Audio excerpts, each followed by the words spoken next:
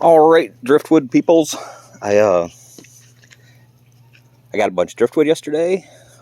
Shot some video out there during the storm and took 2 trips yesterday because there's just so much driftwood that I couldn't leave it behind. And it's all going to make great stuff. I know I was saying about the rootwood that makes the fish. That's a little piece there. I got a nice big piece there. That's going to be a big fish. Some big boat wood and fish wood, and just want to get it back. Just hose all the salt and debris out of it. Obviously been sitting on the beach for who knows how long, weeks, years, months. You just want to obviously wash all the sand and grit and salt out of the wood.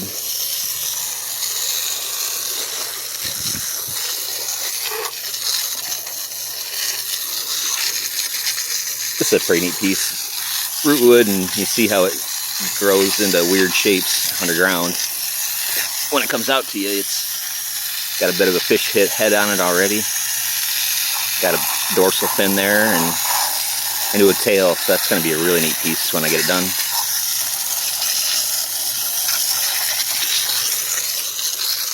But, like I said, you walk out, you find the wood, you bring it home, you wash all the debris and sand, and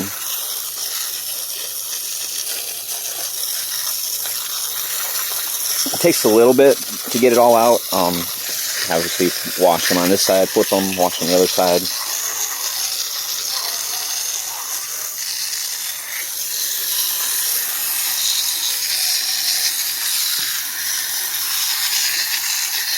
These littler pieces, they make nice little boats. Not everybody wants a giant boat on their wall. Some customers just want a little boat. Or a little fish or a little item. They don't. It's hard too. I want to make the biggest I can find because they have the most character usually, and the bigger piece of wood are more impressive. But when it comes down to the end buyer, a lot of times they just want a little wall hanger that isn't obtrusive and take up an entire wall. Or like this fish here, you know, it's over 6 foot long. That's gonna be a really big piece, and along with that one there, another one about 5 foot. So 5 foot or 6 foot wall hanging, that's a pretty big piece for most people. Which we do live at the beach though, so a lot of the homes down here are beachfront mansions that they have the wall space, but still a lot of customers don't. And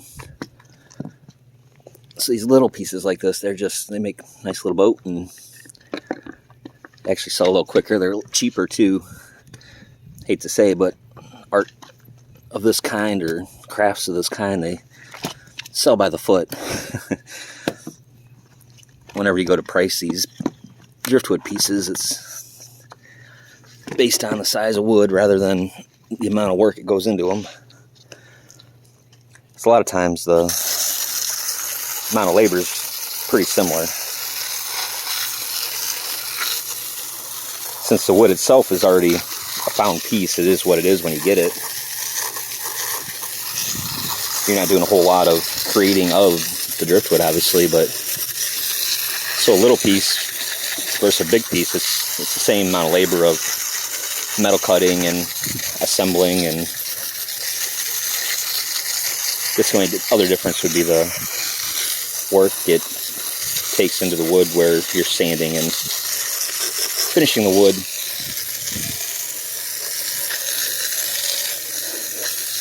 But it's pretty nominal when you get down to numbers. I mean,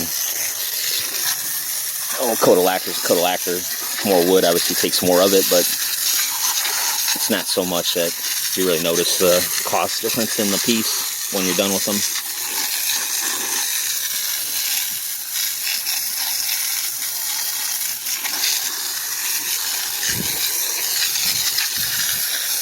Yeah, they have a lot of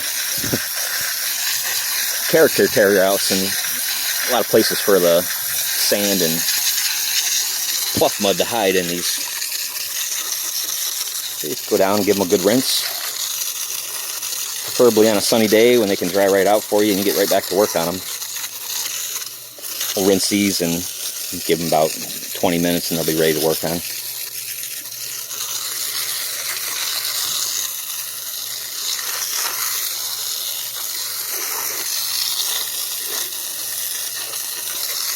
But you can see the amount of driftwood out there. Like I was saying, it's just an amazing amount of driftwood, and you can't go out there and not find something you're looking for. Even if you're not looking for it finds you usually.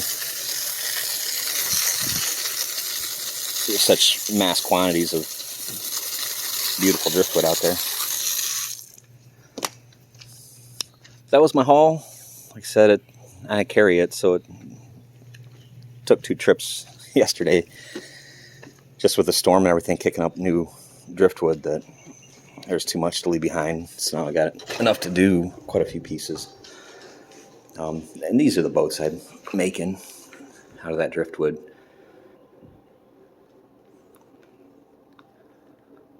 It's just sheet metal, copper pipe, and some wire. A couple screws in the back of the pipe there as it feeds down through the wood. But just pretty. You find this pretty driftwood and get a good lacquer on it, and get a shine. And then the metal too has got a coating of sealant on it too, so it won't rust away.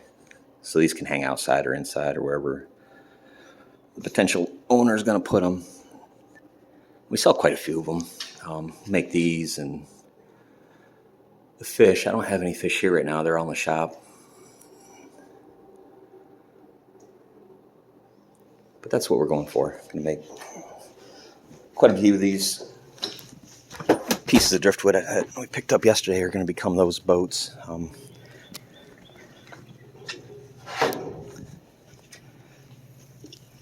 Like I said, it's not impossible work. It's just wood and metal, and this one's neat. It's got the barnacle still on it. Just a little piece, but it's going to make a really nice boat when it's all done. So with the coating on it and everything, it'll really shine, and those barnacles will get basically glued on by the use of the stain and the lacquer.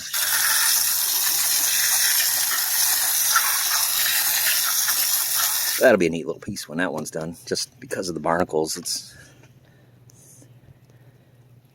just coated with barnacles. You just imagine that hanging up on the wall with the sail and make it look like a boat. All right, we're gonna let this stuff dry out, and then we'll pick out a couple pieces and do some sanding work and get them ready. But like I said, this one's a really neat piece here. As you can see, the wood grew into a triangle shape, which is reminiscent of a fishtail already. And when you get up here, like I said, add some metal here too. Maybe blacksmith something. A nice long bill on that. That's probably gonna be a swordfish, is what I'm seeing right now. It's kind of already lending itself to that. And then do an extension off for the bill with some metal. Do the metal fin here.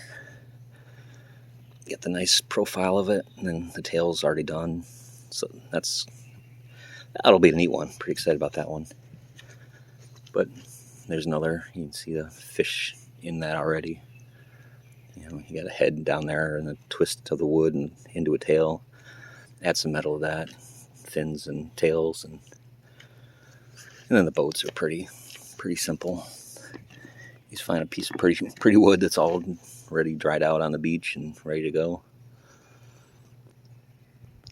You see the twist, and especially when it's wet, the twist in that wood, and there's lots of character.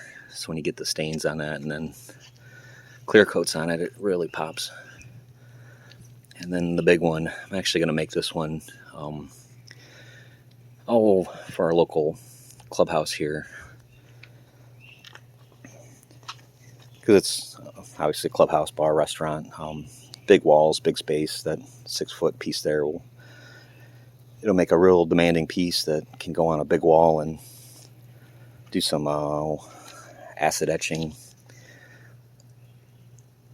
on the metalwork on that one. Do the logo for them. Do the logo, maybe even add some copper. Do some copper anodized to steel work to give it a copper